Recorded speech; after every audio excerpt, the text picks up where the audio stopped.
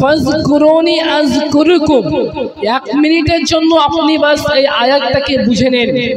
ফাজকুরুনি আযকুরুকুম, আল্লাহ বলে হে বান্দা তুমি আমাকে মনে করো, আমি তোমার চর্চা করব। বান্দা তুই আমাকে মনে করবি, আমি তোর চর্চা করব।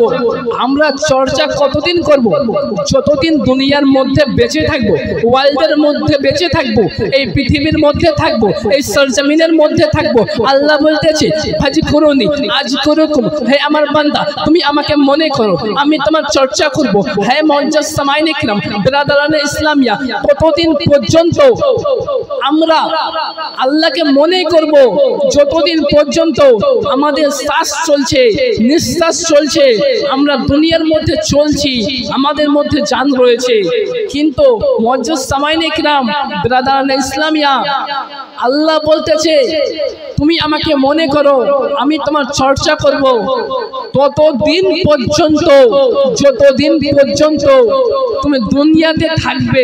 না না, আল্লাহ বলতেছে এ বান্দা তুমি আমাকে মনে করবা যতদিন পর্যন্ত দুনিয়ার বুকে তুমি থাকবা, কিন্তু আমি আল্লাহ মরার পরেও কবরের মধ্যে, হাসরের ময়দানে, কাল কিয়ামতের ময়দানে তোমার চর্চা করতে থাকবো।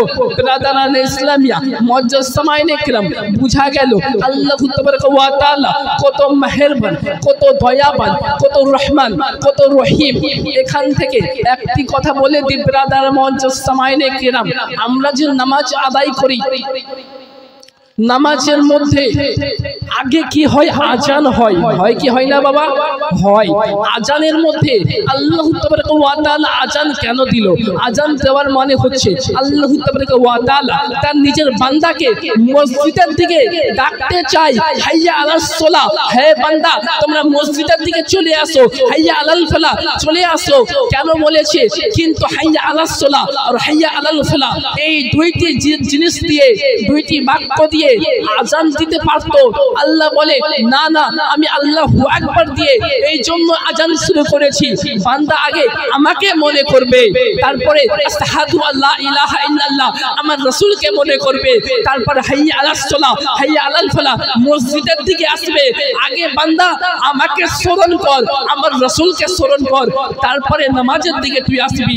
হে ব্রাদার মুআজ্জাজ সামাইন ইকরাম, আল্লাহু তাবারাকা ওয়া তাআলা বলতেছে ফাজকুরুনি আযকুরুকুম, হে আমার বান্দা দুনিয়ায় থাকাকালীন তুমি আমার মনে করবা আমাকে, কিন্তু মরার পরেও আমি আল্লাহ তোমার চর্চা করতে থাকবো।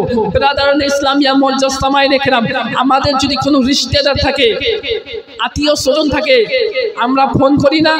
বন্ধু বান্ধব যে কেউ থাক না কেন আমরা ফোন করি, তাদের নাম্বার কয় হয়? 10 হয়। হয় না? 10টি নাম্বার না? আব্বাজি ব্রাদার মুসলমান, যেমন আমার নাম্বার হয়েছে 9883410195, 10টি নাম্বার। আপনি কলকাতায় কাউকে কল করবেন, ওখানেও 10টি নাম্বার। বাংলাদেশে কল করবেন, ওখানে 12টি নাম্বার। নেপালে কল করবেন, ওখানে 11টি নাম্বার। আপনি যেখানেই কল করুক না কেন, আফগানিস্তানে করবেন, নেপালে করবেন, ভুটানে করবেন, চীনে করবেন, পাকিস্তানে করবেন, বাংলাদেশে করবেন, যেখানের মহল যেমন সেখানের নাম্বার তেমন। অনেক জায়গায় কল করেছেন, কিন্তু অনেক কাউরের নাম্বার নিয়েছেন। ব্রাদার মুআজ্জাজ সামাইন